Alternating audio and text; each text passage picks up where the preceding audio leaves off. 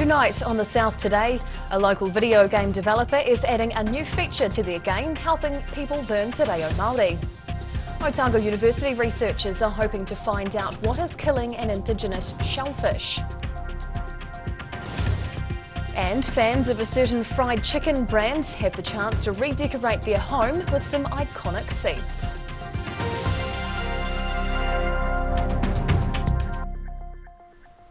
Kia ora, good evening, I'm Hannah Wilkins.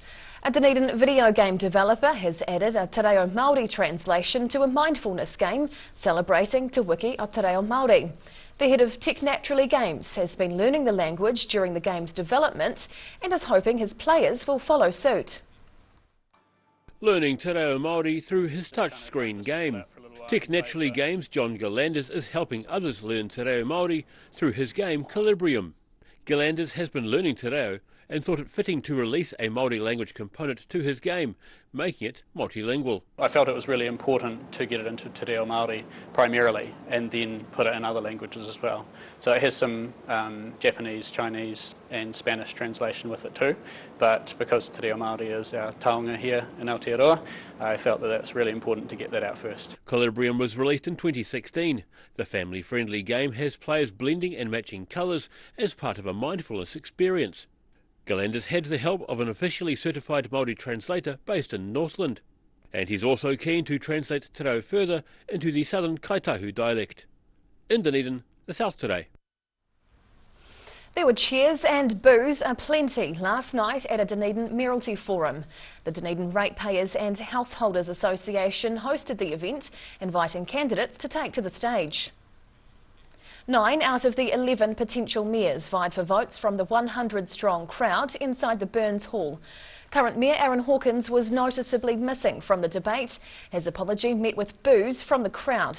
Hawkins' political rival Lee Vandervis gaining cheers of approval after describing himself as Dunedin's most outspoken councillor. All attending candidates agreed voters are feeling disenfranchised due to a lack of transparency by the local current council. The Otago Regional Council says its flood schemes contained the heavy rain events in July and August, but it's come at a cost. The Regional Council has released reports into this year's flood events across Otago's catchment areas. While all the flood protection schemes held water, the repair bill caused by the severe weather event is $2.5 million. Coastal rivers and streams were hard hit by the incessant rainfall, some gauges indicating over 200 mils of rain falling in just over a day. Dunedin City had its wettest July in more than a century, with 140 millimetres of rain falling over one 24-hour period. Otago University researchers are trying to understand why power stocks are depleting. The team are hoping to find the answer to help repopulate the shellfish. On the hunt for a precious resource, University of Otago researchers use snorkels to seek paua populations along the eastern coast. They are working on a project to understand how to increase the stock of paua in the East Otago Tapiri, with the project having 3 main components. We're monitoring paua stocks in the area. We're looking at stock enhancement, particularly reseeding and translocation of paua. And then we're also looking at strategies for potentially reopening the paua fishery in this area. The team is looking for healthy adult stock that can be used to increase paua numbers, which may allow sustainable fishing in the future. While past overfishing has affected paua numbers, the team is also investigating climate change factors, including increased sedimentation. Paua don't particularly like a lot of sediment, so that's also going to have a negative effect on their populations. Poaching is an issue too for paua stocks around the country, and so I guess that's something that also needs to be carefully monitored. Dr. Jana Lingham says the help of the local community has been important. We want people to look after what's in their backyard, and also to acknowledge, I guess, the sacrifice that the community has made by closing the paua fishery, that they've lost access to something that is so valuable to them. And so if we are at some point in the future able to reopen this fishery, I mean, that would be an amazing thing. The project is ongoing and is funded by Coastal People Southern Skies, a centre of research excellence based at the University of Otago. In Karatane, The South Today. Environment Southland says industrial contamination of the environment at Tiwai Point is significant and ongoing. The Southernmost Regional Council says it's unclear what damage has been done to the land, groundwater and the coast. The conclusion follows a detailed site investigation commissioned by New Zealand aluminium smelters, revealing there are a range of contaminants present, including fluoride, cyanide and asbestos. Stormwater drain sediment contained elevated levels of fluoride and heavy metals. The council is asking for an independent and expanded monitoring program for the site. An iconic set of red seats are needing a new place to call home. The Andersons Bay Road's KFC restaurant is under refurbishment, with its old furniture up for grabs. These well-worn KFC seats are on offer, but it's first in, first served. Cook Brothers Construction are helping to refurbish KFC Dunedin South, the old home of these red leather booth seats. And while the seats are well used, they still have life in them yet. Oh, they're definitely still usable. Bit of a clean up, and I think someone could use them in their man shed or something like that. Or yeah, if they were making a caravan or something, something like that would work. The construction company's giving away the goods to stop unnecessary waste from reaching the landfill. Anyone wanted these, they can have them. So yeah, we're all about a bit of sustainability at Cook Brothers. Repurposing these things up for someone to use. The company's put the call out on social media and is waiting for someone to claim first dibs. In Dunedin, the South Today. The South's celebration of Māori and Pacific culture is still going strong at Dunedin's Edgar Centre. Schools from around Otago are continuing in their performances as part of the 29th annual Otago Polyfest.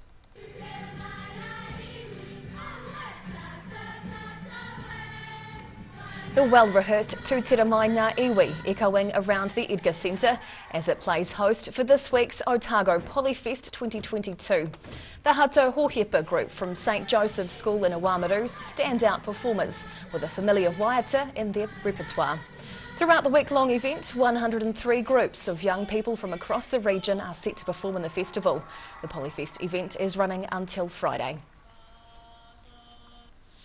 Whai Yakane, still to come on the South Today. West Otago school kids get behind Wig Wednesday, raising more than $3,000 for charity. And hockey teams from across the Motu are Dunedin bound for a tournament 40 years in the making.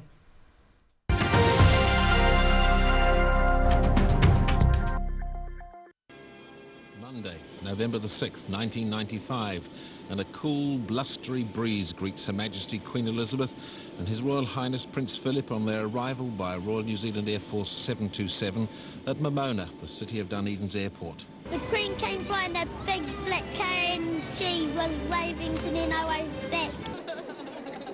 We can't tell you what the Queen thought of our children, but they seem very happy to tell us what they thought of her. She had a pretty hat.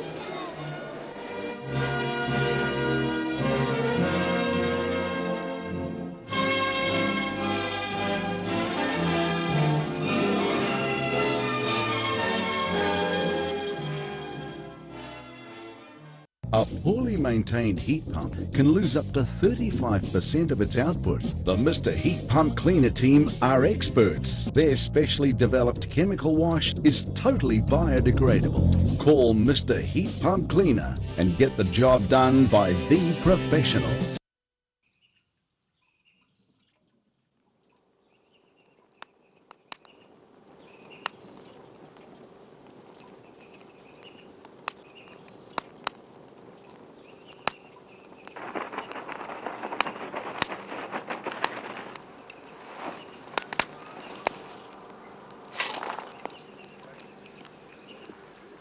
Come on, mate. The blue doesn't go with the brown.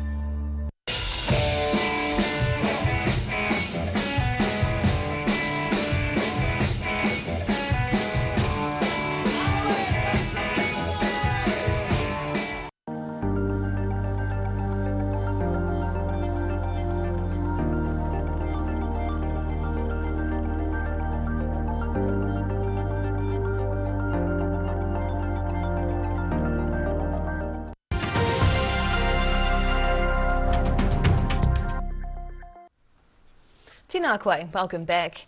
Pupils at Blue Mountain College have raised more than $3,000 for a good cause. The school held a Wig Wednesday event where several students left with their heads a little lighter.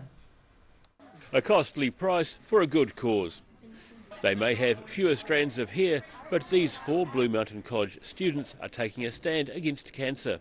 Rowan Verkerk, Hans Masunu, Mirren Helby-Whiteman and Callum Stewart going under the buzzer to raise money for the Child Cancer Foundation. The students are making their school proud. I really take my hat off to the children that put their hand up to shave. It is a really big call. All of the pupils have their own reasons for taking part, but for Rowan Verkerk, cancer is close to home. My granddad died 5 years ago and I've been growing it for 3 years. I thought, let's shave it off and donate my hair so it can become a wig for someone else that has cancer. Rowan's hair had grown to a lengthy 30 centimetres before the event. The now mostly hairless quartet's efforts raising more than $3,000 for the foundation. In Gore, the South Today. Dunedin hockey fans are being treated to a special occasion this week with the Ford National Hockey Championship in full swing. More than 30 teams from across the country are in Dunedin, battling across the city's 3 artificial grounds. Otago Hockey says it's been a long time coming. The region hasn't hosted a tournament of this calibre in 40 years. It's the first time the city has held a combined men's and women's championships. The Otago women's Tier 1 team is struggling at the bottom of the table after their loss to North Harbour, while the men's Tier 1 team is at the top of theirs. The championship is running until Saturday. And now recapping tonight's top stories on the South Today. Dunedin-made video game Colobrian has been updated to help people learn te reo Māori as they play. Otago University researchers are hoping to figure out what's impacting local paua populations. And furniture from a KFC in South Dunedin is being given away to stop the seats reaching the landfill.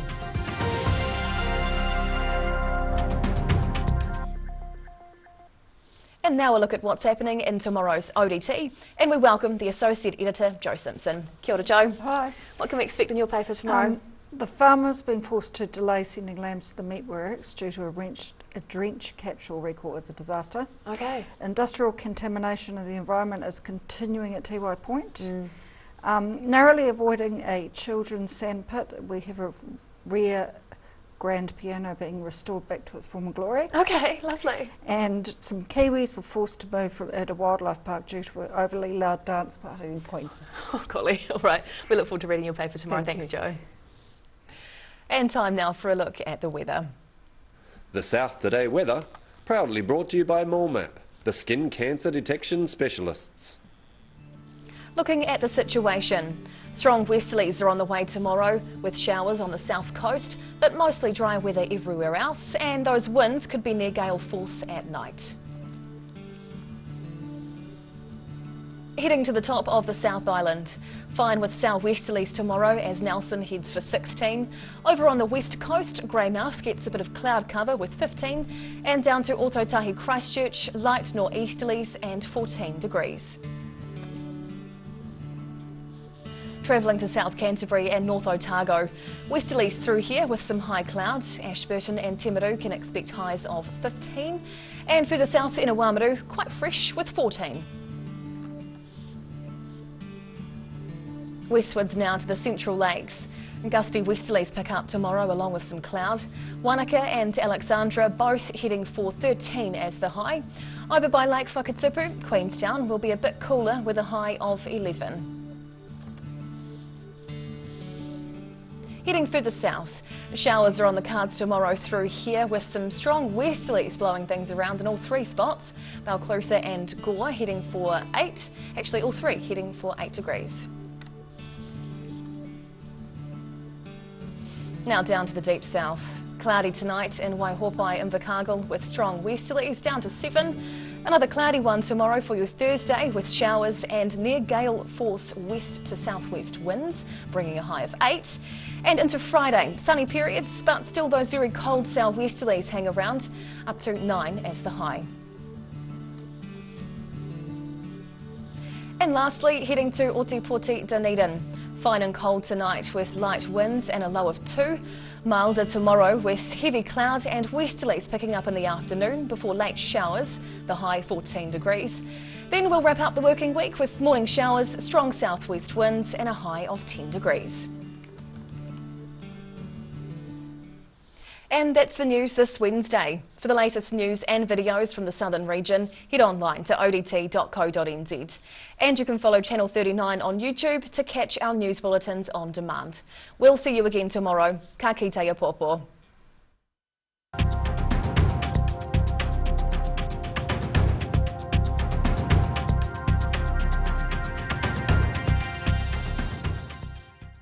Public interest journalism funded through New Zealand On Air.